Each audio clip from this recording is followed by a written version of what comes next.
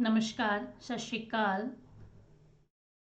Students कैसे हैं आप सभी। उम्मीद करती हूँ आप सभी बहुत बढ़िया होंगे, बहुत बेहतर होंगे। सो स्टूडेंट्स, मैं आपकी प्रियंका मैम एक बार फिर से हाजिर हूँ एक नए विषय के साथ, एक नए कोर्स के साथ। बहुत जल्दी ही हम NTA UGC net national testing agency Hindi MCQs के साथ आपके साथ हाजिर होंगी। इससे पहले स्टूडेंट्स, आप हम एमसीक्यू शुरू करें उससे पहले हम देख लेते हैं अपना हिंदी का जो सिलेबस है वो क्या है।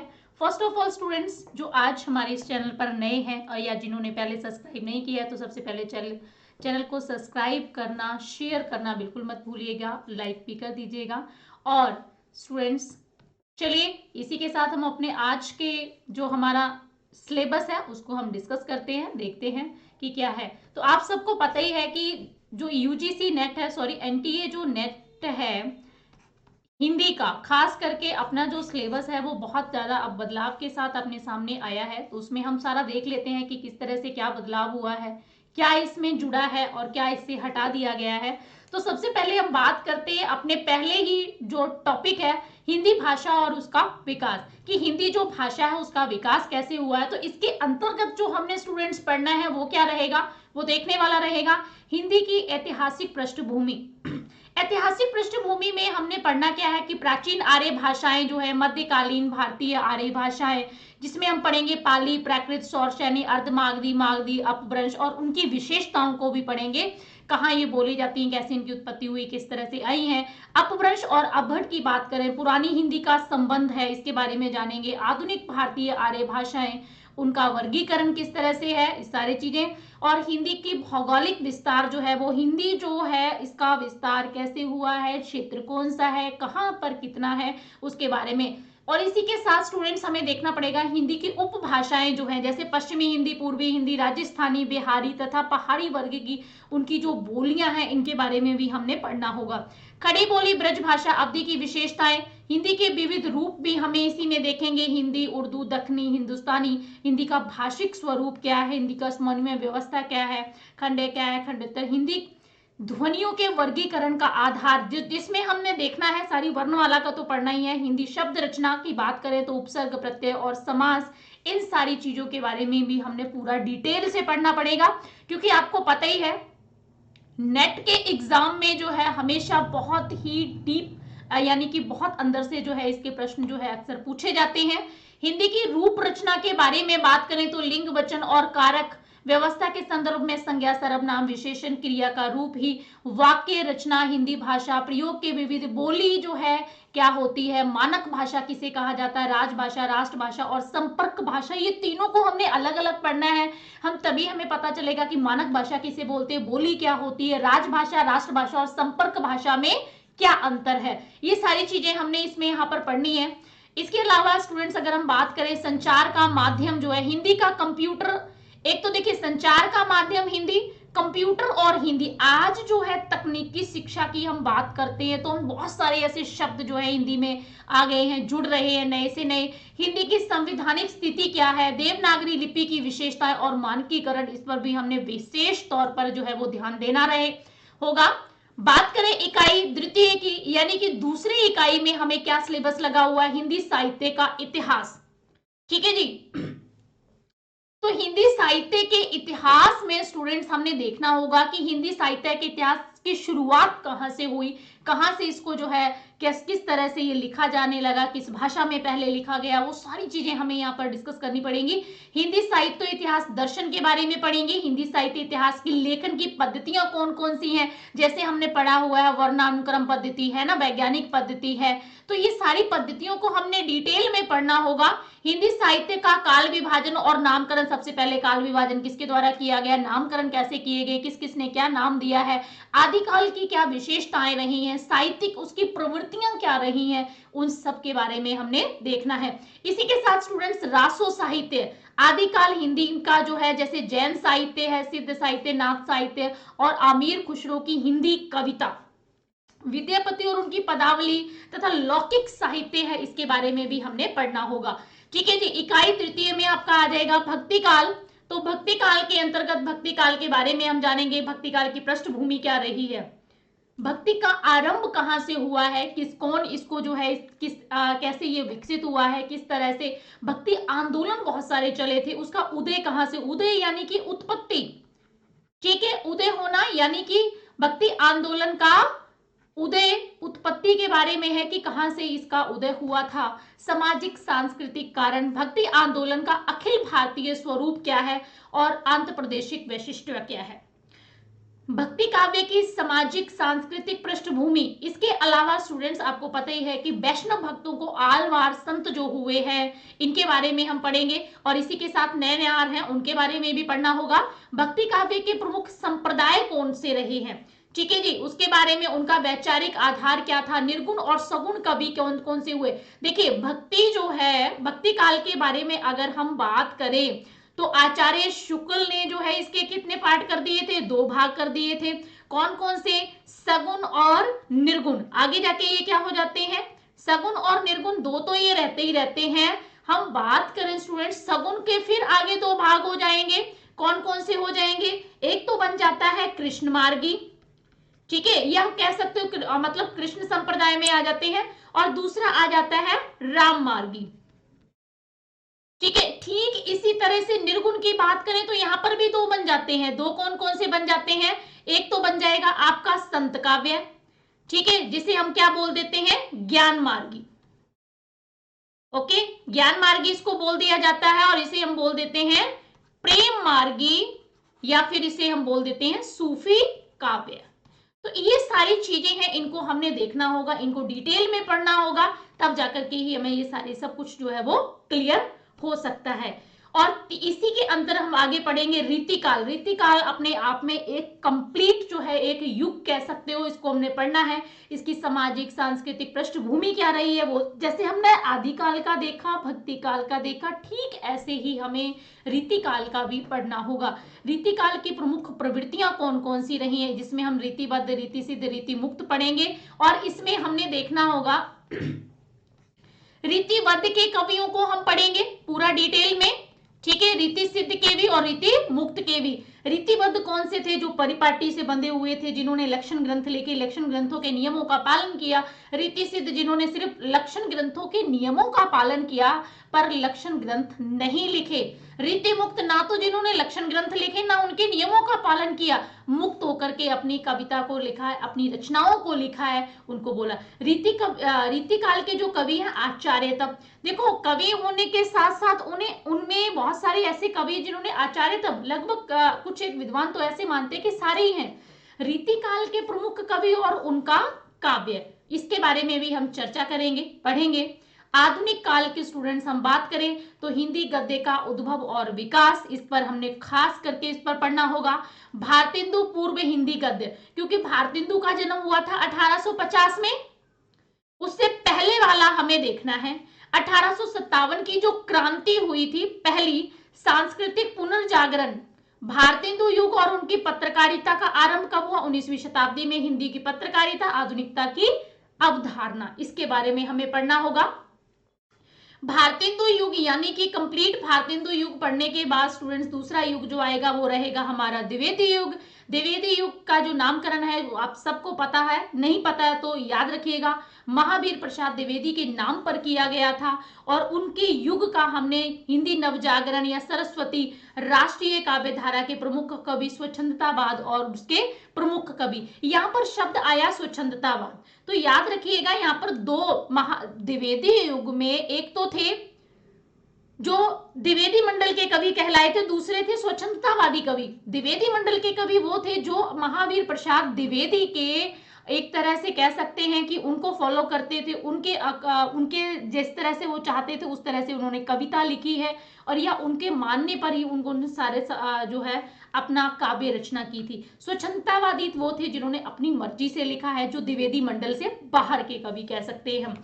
इसके बाद जो तीसरा युग आएगा वो रहेगा छायावाद। छायावाद में छायावादी काव्य की प्रमुख विशेषताएं, जो अक्सर इनमें से प्रश्न जो है वो पूछे जाते हैं, आप सबको पता होगा आधुनिक काल से सबसे ज्यादा प्रश्न हमारे नेट में पूछे जाते हैं। छायावाद के प्रमुख कवि की बात करें, प्रगतिवाद की अवधारणा, प्रगतिवादी काव्य के बारे में प्रमुख कवि, प्रयोगवाद, नई कविता, और कवि समकालीन, याद रखना हमें ये रहेगा कि 2000 वर्ष तक, यानी कि 2000 तक की जितनी भी रचनाएं हैं, जो भी लिखा गया है, इस पर हमें खास ध्यान देना। 2003, 4, 5, 7, 8, 10 इस पर, इसके बारे में आपसे किसी भी तरह का कोई प्रश्न नहीं पूछा जाएगा।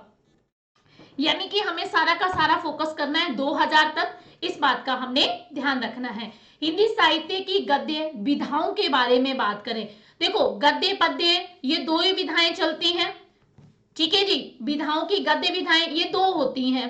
दो कौन कौन सी होती है? एक तो होती है पद्य, जो आपका सारा का सारा कविता भाग होता है। दूसरा रहता है स्टूडेंट्स गद्य, जिसमें कहानी, नाटक, उपन्यास सारे के सारे वो सब आ जाते हैं। तो हम यहां पर बात कर रहे हैं किसकी?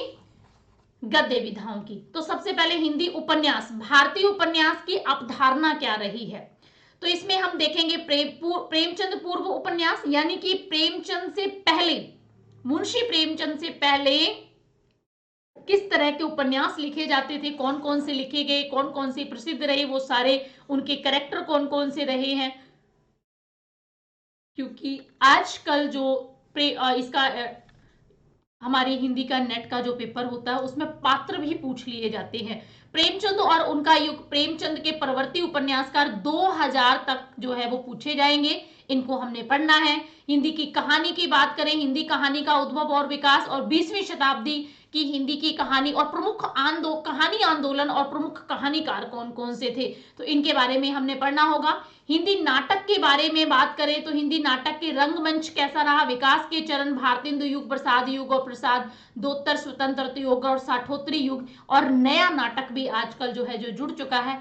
और याद रखना है हमें कि प्रमुख नाट्य कृतियां जो है, प्रमुख नाटककार हैं, ये भी हमने 2000 वर्ष तक ही देखने हैं। हिंदी एकांकी की बात करें, एकांकी का मतलब ये होता है एक अंक, यानी कि एक इसमें अंक दिखाया जाता है, चाहे वो बाल्य अवस्था का हो, युवा अवस्था का हो, विवाह का हो, किसी का भी एक अंग मान सकते, एक ही अंक में उसको दिखाया जाता है। रंगमंच यानी कि स्टेज पर उसको जो है वो दिखाया जाता है, इसका हमने खास तौर पर पढ़ना होगा। ये एक अंक जरूर होता है, लेकिन ये अपने आप में कंप्लीट रहता है, पूरा होता है। रंगमंच के विकास के लिए हिंदी का जो है चरण हमने इसके तो पढ़ने हैं, एक तो रंगमंच और विकास के चरण है। हिंदी का लोक रंगमंच और नुक्कड़ नाटक, इसके बारे में हमने खास ध्यान रखना है। नुक्कड़ नाटक, ठीक है जी, इससे प्रश्न जो है वो पूछे जाते हैं। बात करें स्टूडेंट्स हिंदी निबंध की, तो हिंदी निबंध का उद्भव और विकास ये तो हमने सभी का ही पढ़ना पड़ेगा। हिंदी के प्रमुख निबंधकार कौन से हैं, इनके बारे में हमने पूरी डिटेल में पढ़ना है। कौन कौन से निबंधकार हुए, कहां से निबंधों की शुरुआत हुई है, पहला निबंध कौन सा था, किसने किस निबंधकार को प्रथम निबंधकार माना है, यानी कि हमारा सिलेबस जो है वो पूरा फुल डीप में चला जाएगा और बहुत अच्छे तरीके से इसको हमने तैयारी करनी होगी। हिंदी आलोचना की बात करें तो हिंदी आलोचना का उद्भव और विकास की अगर हम बात करें स्टूडेंट, तो समकालीन हिंदी आलोचनाएं एवं उसके विविध प्रकार, प्रमुख आलोचक भी हमने इसमें देखने होंगे। आलोचना का शुरुआत कहाँ से हुई है, किसने कौन सी आलोचनात्मक जो है वो पुस्तकें लिखी, उसके बारे में भी हमने पढ़ना होगा। हिंदी की अन्य गद्य विधाओं की बात करें, रेखा चित्र, संस्मरण, यात्रा साहित्य, आत्मकथा, जीवनी, रिपोर्टाज, डायरी। सो स्टूडेंट्स रेखा चित्र क्या होता है, देखिए थोड़ी थोड़ी चीजें मैं आपको यहाँ पर क्लियर कर देती हूँ।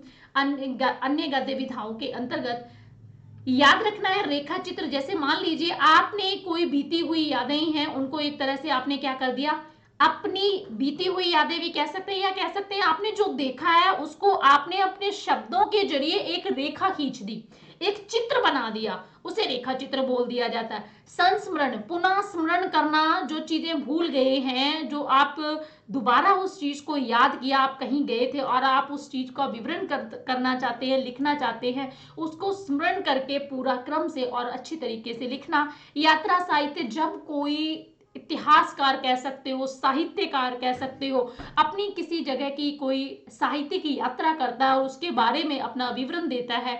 आत्मकथा आप सबको पता है, स्वयं के द्वारा लिखी गई अपनी खुद की जीवनी है। जीवनी जो है, जीवनी और आत्मकथा में इतना ही फर्क है, आत्मकथा लेखक जो है, आत्मकथाकार अपनी आत्मकथा स्वयं लिखता है, लेकिन जीवनी हम किसी की भी लिख सकते हैं, किसी की लिख सकते हैं, लेकिन जब हमें उसकी पूरी प्रॉपर अच्छी जानकारी है, सारी जानकारी है, तब। रिपोर्टाज, ताजा रिपोर्ट एक तरह से डायरी, जो डेली हमें आदत होती है, बहुत सारे लोग लिखते हैं। हिंदी का प्रवासी साहित्य की बात करें, अवधारणा और प्रमुख साहित्यकार जो है आपको लगे हुए, इनके बारे में ही हमने पढ़ना होगा। इकाई तृतीय की अगर हम स्टूडेंट्स बात करें तो साहित्य शास्त्र आ जाता है। ये इसमें हम पढ़ेंगे काव्य के लक्षण क्या होते हैं, काव्य के हेतु उद्देश्य यानी कि काव्य का प्रयोजन कारण क्या है, काव्य कैसे लिखा जाता है, इसके हेतु इसके कारण क्या होते हैं, क्या उद्देश्य रहते हैं, इसका प्रयोजन क्या है, और प्रमुख संप्रदाय और सिद्धांत कौन कौन से रहे हैं, जैसे रस है, अलंकार है, रीति है, ध्वनि, वक्रोक्ति और औचित्य। ये इसके संप्रदाय जो है कौन कौन रहे, कौन इसके जो है वो माने जाते हैं, रस निष्पत्ति, साधारणीकरण, शब्द शक्ति, काव्य गुण, काव्य दोष, प्लेटो के काव्य सिद्धांत, अरस्तु अनुकरण सिद्धांत, त्रासदी विवेचन है और विरेचन सिद्धांत भी है, वर्ड्सवर्थ का काव्य भाषा सिद्धांत। इन सिद्धांतों को हमने पूरी डिटेल में पढ़ना होगा, किसने क्या लिखा है, क्या दिया गया है, उन सब की कौन कौन सी इन्होंने पुस्तकें लिखी हैं, कौन कौन से इनके ग्रंथ मिलते हैं, उन सब के बारे में हमें पढ़ना होगा। कॉलरिज की कल्पना और फैटेंसी का जो सिद्धांत दिया है कॉलरिज ने, इसके बारे में। टी.एस. इलियट का निर्वैतिकता का सिद्धांत, परंपरा की अवधारणा, आई.ए. रिचर्ड्स का मूल्य सिद्धांत, संप्रेषण सिद्धांत, काव्य भाषा सिद्धांत और रूसी और रूपवादी सिद्धांत। नई समीक्षा में मिथक और फैंटेसी, कल्पना, प्रतीक और बिंब, इन सिद्धांतों को भी हमने पूरी डिटेल के साथ पूरा जो है हमें पढ़ना होगा। चलिए आगे बढ़ते हैं और देखते हैं इकाई फोर्थ में यानी कि चौथी इकाई में क्या दिया, वैचारिक पृष्ठभूमि, जहां पर हमें विचार करना होगा, पढ़ना होगा। भारतीय नव जागरण और स्वाधीनता आंदोलन की वैचारिक पृष्ठभूमि पर हमने पढ़ना होगा। हिंदी नव जागरण में खड़ी बोली आंदोलन कौन कौन से थे, फोर्ट विलियम कॉलेज की क्या जो है रहा है इसमें योगदान, भारतेंदु और हिंदू नव जागरण। तो देखिए भारतेंदु युग तो हमने पढ़ना ही है। हिंदी नव जागरण के बारे में महावीर प्रसाद द्विवेदी, हिंदी नव जागरण, गांधीवादी दर्शन, आंबेडकर दर्शन, लोहिया दर्शन। इसके अतिरिक्त स्टूडेंट्स मार्क्सवाद, मनोविश्लेषणवाद, अस्तित्ववाद, उत्तराधुनिकतावाद, अस्मिता मूलक विमर्श की बात करेंगे, दलित, स्त्री और आदिवासी एवं अल्पसंख्यक के बारे में है। तो इसके बारे में भी हमने पूरी डिटेल के साथ जो है वो चर्चा करेंगे। चलिए आगे बढ़ते हैं, एक बार सिर्फ हम सिलेबस ही देख रहे हैं मोटे तौर पर। फिफ्थ देख लेते हैं, 5वें नंबर पर आपकी 5वीं इकाई में क्या है, हिंदी कविता की बात की गई है। पृथ्वीराज रासो की रेवा तट तक। पृथ्वीराज रासो आप सबको पता है चंद्रवरदाई के द्वारा लिखा गया है। 69 जो है वो इसमें समय मिलते हैं और हमने जो यहाँ पर बात करनी है वो करनी है रेवा तट तक। आमिर खुसरो की पहेलियां और मुकरियों के बारे में, विद्यापति की पदावली जो डॉक्टर नरेंद्र झा की है, पद संख्या इन्होंने लिख दी है। कबीर जो है ये हजारी प्रसाद द्विवेदी के है। पद संख्या की बात करें तो इतनी है। जायसी ग्रंथावली रामचंद्र शुक्ल के द्वारा है। नागमती वियोग खंड स्पेशल, सूरदास का भ्रमर गीत सार आचार्य रामचंद्र शुक्ल के द्वारा है। तुलसीदास की रामचरितमानस उत्तरकांड तक, बिहारी सतसई जगन्नाथ दास रत्नाकर के द्वारा है। घनानंद कवित जो है विश्वनाथ मिश्र के द्वारा। मीरा का जो है विश्वनाथ त्रिपाठी है। अयोध्या सिंह उपाध्याय हरिओद की जो है प्रिय प्रवास लगी हुई है। मैथिली शरण गुप्त की भारत भारती और साकेत का नवम सर्ग है। जयशंकर प्रसाद आंसू और कामायनी, तो ये भी हमें ध्यान रखना होगा। बात करें हम निराला की तो सूर्यकांत त्रिपाठी निराला इनका पूरा नाम है। तो यहाँ में जूही की कली, जागो फिर एक बार, सरोज स्मृति, राम की शक्ति पूजा, कुकुरमुता, बांधो ना नाव, इस ठाव बंधु, इनके बारे में हमें विशेष तौर पर जो है वो चर्चा करनी होगी। इसके बाद हम बात करें सुमित्रा नंदन पंत की परिवर्तन और प्रथम रश्मि, इसके बारे में हमें डिटेल में पढ़ना होगा। महादेवी वर्मा, बीन भी नहीं हूं मैं तुम्हारी, रागनी भी हूं मैं, नीर भरी दुख की बदली फिर विकल है प्राण मेरे, यह मंदिर का दीप इसे नीरव जलने दो, धुत झरो जगत के जीर्ण पत्र, इसके बारे में हम बात करेंगे। रामधारी सिंह दिनकर के स्टूडेंट्स आपको उर्वशी का तृतीय अंक जो है रश्मि रथी, इनको पढ़ना होगा। नागा अर्जुन, कालिदास बादल को घिरते देखा है, इनकी काव्य कृतियां हैं।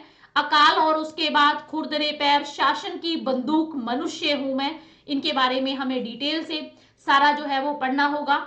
बात करें हम सच्चिदानंद हीरानंद बादश्यान अज्ञे की, तो याद रखिएगा हीरानंद इनका नाम है, सच्चिदानंद इनके पिता का है, और बात्यार इनकी जाति है। अज्ञे जो है ये जैनेन्द्र के द्वारा दिया गया इनका उपनाम था। कलगी बाजरे की, यह दीप अकेला, हरी घास पर क्षण भर, असाध्याय बिना, कितनी नावों में, कितनी बार, इनके बारे में हम बात करेंगे। भवानी प्रसाद मिश्र की बात करें तो गीत फरोश और सतपुड़ा के जंगल, इसके बारे में रहेगा। मुक्ति बोध की बात करें, भूल गलती और ब्रह्म राक्षस अंधेरे में, ये रहेगा। धूमिल की नक्सलवाड़ी और मोची राम इनकी बहुत ही चर्चित है, लेकिन अगर आपको लगी हुई है नक्सलवाड़ी भी, और अकाल दर्शन, रोटी और संसद, इन सब के बारे में हमें पूरे डिटेल के साथ पढ़ना होगा। क्या कुछ इसमें दिया गया है, कौन से इसके पात्र हैं, क्या कहा गया है, हर एक भाव को जो है वो हमें रखना होगा। सो स्टूडेंट्स, आप हमारे फ्री व्हाट्सएप ग्रुप को भी ज्वाइन कर सकते हैं, जो कि बिल्कुल फ्री है। इसमें आपको किसी तरह का कुछ भी नहीं देना है। अपना नाम लिखिए सबसे पहले, और यूजीसी सब्जेक्ट, जो भी आपका सब्जेक्ट है, मान लीजिए अब हिंदी है तो हिंदी लिख देंगे, पंजाबी है तो आप सबने पंजाबी लिख देना है, ठीक है। बहुत सारे आपके भाई बंधु मित्र सखा पंजाबी के भी होंगे। अंग्रेजी यानी कि जो स्टूडेंट्स इंग्लिश से जुड़ रहे हैं वो इंग्लिश है, तो यूजीसी जो है वो इनके, और वे अदर सब्जेक्ट के हैं तो वो भी अपना नाम, सबसे पहले अपना नाम लिखना है, फिर अपना सब्जेक्ट लिख दीजिएगा। और 95 517 000 092, 95 517 000 093, इन दोनों में से किसी भी एक नंबर पर आप अपना मैसेज जो है वो सेंड कर सकते हैं। इससे होगा ये कि आप हमारे फ्री व्हाट्सएप ग्रुप में जुड़ जाएंगे। इससे रिलेटेड आपको यूजीसी से रिलेटेड सारी इंफॉर्मेशन जो है वो मिलती रहेगी, ठीक है जी।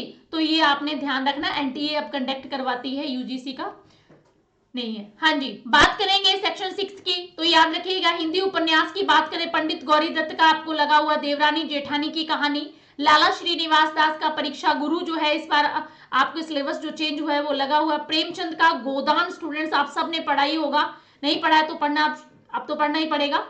हाँ जी, अज्ञे की शेखर एक जीवनी का भाग पहला जो है, हजारी प्रसाद द्विवेदी की बाण भट्ट का आत्मकथा जो है, इसके बारे में आपको पढ़ना होगा। फर्नीचर नाथ रेणु, जिनको आंचलिक उपन्यासकार हैं, महिला आंचल इनका बहुत ही फेमस है। यशपाल की बात करें तो झूठा सच, अमृतलाल नागर, मानस का हंस इन्होंने किसको कहा है, तुलसीदास को, ठीक है जी, तुलसीदास को। तो भीष्म सहानी का तमस, और श्रीलाल शुक्ल का राग दरबारी, कृष्णा सोबती जिंदगी नामा, मन्नू भंडारी आपका बंटी, जगदीश चंद्र धरती धन्ना आपना, ये आपको लगे हुए हैं। बात करें स्टूडेंट्स हम हिंदी कहानी की, सेक्शन 7 जो है आपका बनेगा राजेंद्र बाला घोष की, जो से बंग महिला कहा जाता है, चंद्रदेव सी मेरी बातें, दुलाई वाली, ये दो आपको कहानियां लगी हुई हैं। माधव राव स्प्रे की है एक टोकरी भर मिट्टी, ये सारी आपको, देखिए इसमें हमें कहानी तो याद रखनी होगी कि किसकी कौन कौन सी है, ठीक है जी। बात अगर हम यहाँ पर समझने की कोशिश करें तो देखो, यहाँ एक तो हमें याद रखना होगा कि कहानियां कौन कौन सी किसकी हैं। कहानियों के साथ साथ हमें पात्र भी पता होने चाहिए, स्टोरी भी हमें काफी हद तक, कहानी के बारे में भी हमें पता होना चाहिए कि कहानी क्या है, क्योंकि इनमें से ही अक्सर प्रश्न पूछ लिए जाते हैं। बहुत बार क्या होता है, बहुत ही चर्चित जो संवाद होता है उससे भी प्रश्न जो है आजकल पूछे जा रहे हैं। तो सुभद्रा कुमारी चौहान की राही जो है वो कहानी लगी हुई है। प्रेमचंद की ईदगाह, दुनिया का अनमोल रतन, ये कहानियां आपको मिलेंगी। राधिका रमन प्रसाद सिंह, कानों में कंगना, चंद्रचर शर्मा गुलेरी, उसने कहा था, बहुत ही प्रसिद्ध कहानी है, 1915 में है, और ये फ्लैशबैक पद्धति पर लिखी गई, पूर्व दीप्ति पद्धति पर लिखी गई है। जयशंकर प्रसाद की आकाशदीप कहानी, जैनेन्द्र अपना अपना भाग्य, फर्नीश्वर नाथ रेणु की तीसरी कसम, लाल पान की बेगम, अज्ञे की ग्रेगीन, आपको पता है ये एक रोग है, उस पर आधारित एक कहानी है, बहुत ही चर्चित है। शेखर जोशी की कोशिका घटवार, भीष्म सहानी, अमृतसर आ गया, चीफ की दावत, कृष्णा सोबती, सिक्का बदल गया, हरिशंकर परशाई, इंस्पेक्टर माता दीन चांद पर, ज्ञान रंजन की पिता है, कमलेश्वर राजा निर्वंशिया, और निर्मल वर्मा की परिंदे कहानी, जो आधुनिक कहानियों में प्रथम कहानी मानी जाती है। इसे आधुनिक कहानियों में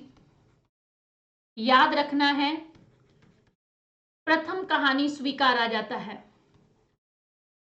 ठीक, क्या बोला जाता है इसको, प्रथम कहानी स्वीकारा जाता है, किसमें, आधुनिक कहानियों में। स्टूडेंट्स हम बात करें हिंदी नाटक आपको कौन कौन से लगे हैं, तो भारतेंदु, का लगा हुआ अंधेर नगरी और भारत दुर्दशा, जयशंकर प्रसाद का चंद्रगुप्त, स्कंदगुप्त, ध्रुव स्वामी, यानी कि इनके 3 लगे हुए हैं। धर्मवीर भारती का अंधा युग, लक्ष्मी नारायण लाल का सिंदूर की होली और मोहन राकेश का आधे अधूरे आषाढ़ का एक दिन, हबीब तनवीर का भी याद रखिएगा आगरा बाजार। ये आपको नाटक जो है वो सारे के सारे डिटेल में पढ़ने होंगे।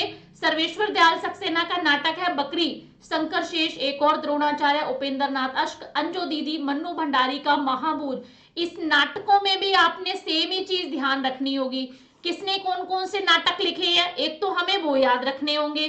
दूसरी चीज, नाटक में पात्र कौन कौन से हैं, संवाद प्रसिद्ध जो है वो हमें याद रखने होंगे। यहीं से जो है वो प्रश्न जो है वो बन करके सामने आते हैं, कुछ और नहीं पूछा जाएगा। हाँ जी, बात करते हैं आगे 9 की। हिंदी निबंधों की बात करें तो भारतेंदु के स्टूडेंट्स हमें पढ़ने होंगे। दिल्ली दरबार दर्पण, भारतवर्षों उन्नति कैसे हो सकती है। प्रताप नारायण मिश्र के नाटकों की अगर हम बात करें तो शिव मूर्ति लगा हुआ है।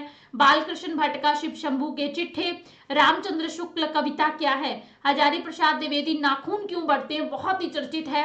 विद्यानिवास मिश्र का मेरे राम का मुकुट भीग रहा है, अध्यापक पूरन सिंह मजदूरी और प्रेम कुबेर नाथ राय का उत्तरा फाल्गुनी के आसपास, विवेकी राय का उठ जाग मुसाफिर और नामवर सिंह का संस्कृति और सौंदर्य। ये सारे के सारे नाटक जो है वो हमें देखने पड़ेंगे। इकाई 10 की बात करें, 10वें की बात करें तो आत्मकथा, जीवनी और अन्य गद्य विधाएं हैं, जिसमें राम वृक्ष बेनीपुरी की माटी की मूर्तें हैं, महादेवी वर्मा के ठकुरी बाबा और तुलसी राम मुर्धैया, और ये तो है आत्मकथा है। शिवरानी देवी, ये आत्मकथा जो है इसको हमने पढ़ना होगा। ये आत्मकथा, जीवनी और अन्य गद्य विधाएं डाली गई हैं। शिवरानी देवी का है, ये इनकी पत्नी है प्रेमचंद की, प्रेमचंद घर में। मन्नू भंडारी एक कहानी यह भी, विष्णु प्रभाकर आवारा मसीहा के बारे में है। हरिवंश राय बच्चन की स्टूडेंट्स लगी हुई है, क्या भूलूं कि याद करूं, ये आत्मकथा इनकी बहुत ही चर्चित है। अम्बिका गुप्ता आप हुदरी, हरिवंश हरिशंकर परसाई की अगर हम बात करें, भोला राम का जीव, कृष्णचंद्र जामुन का पेड़, दिनकर संस्कृति के 4 अध्याय, मुक्ति बोध की लेखक की डायरी, राहुल सांस्कृत्यान मेरी तिब्बत यात्रा साहित्य है, अरे यायावर याद रहेगा। तो इनके बारे में हमें सारा जो है वो देखना पड़ेगा, सारा अच्छे से समझना होगा, सारा अच्छे तरीके से हमें पता होना जरूरी रहेगा, क्योंकि अगर हमें इन सब के बारे में पढ़ना है, अच्छे से जानना है, तो उसके लिए बहुत जरूरी है कि हम अपनी एक स्ट्रेटजी बनाएं कि किस तरह से हमें पढ़ना होगा। आज से ही मान लीजिए हम शुरुआत करते हैं पढ़ना, ये सारी जो है हमें इनको अध्ययन करना ही पड़ेगा। अध्ययन करने का एक तरीका क्या रहेगा कि क्यों ना इसको बहुत ही शॉर्ट में पढ़ा जाए, ठीक है। इसके लघु रूप को जो है वो अपने आप पास जो है वो नोट किया जाए, उसको लिखा जाए, अच्छी तरीके से उसको समझा जाए और इनको एक एक चीजों को जो है वो पढ़ा जाए, क्योंकि तभी जो है हम इसको जो है शुरुआत कर सकते हैं। जितनी अच्छी आप शुरुआत करेंगे, जिस पैशन के साथ आप सब पढ़ेंगे, वही हमारे लिए ज्यादा अच्छा रहेगा। बहुत जरूरी हो जाता है हमें इन सब के बारे में जानना। सो स्टूडेंट्स, आज तो हमने सिलेबस डिस्कस किया है, उम्मीद करती हूँ आप सबने बहुत अच्छी तरीके से इसको समझा होगा। For more information regarding coaching other subject, तो आप हमसे कांटेक्ट कर सकते हैं 95 517 000 092 95 517 000 ठीक है जी। किसी भी तरह की कोई भी इंफॉर्मेशन लेना चाहते हैं आप कोचिंग के रिगार्डिंग, यूजीसी के अलावा, एनटीए नेट के अलावा, जो भी आप किसी भी एग्जाम की अगर आप तैयारी कर रहे हैं, तो वो सारी इन्फॉर्मेशन आप जो है वो हमसे प्राप्त कर सकते हैं 95 517 000 092 95 517 000 सो स्टूडेंट्स, चलिए ये था आज हमने सिर्फ सिलेबस डिस्कस किया है, और हम मिलेंगे आपको अपने बेहतरीन, और कोशिश हमारी यही रहेगी कि क्यों ना इनके एमसीक्यूज के साथ हम जो है इस लेक्चर को शुरुआत करें। सो ओके जी, थैंक यू सो मच, धन्यवाद।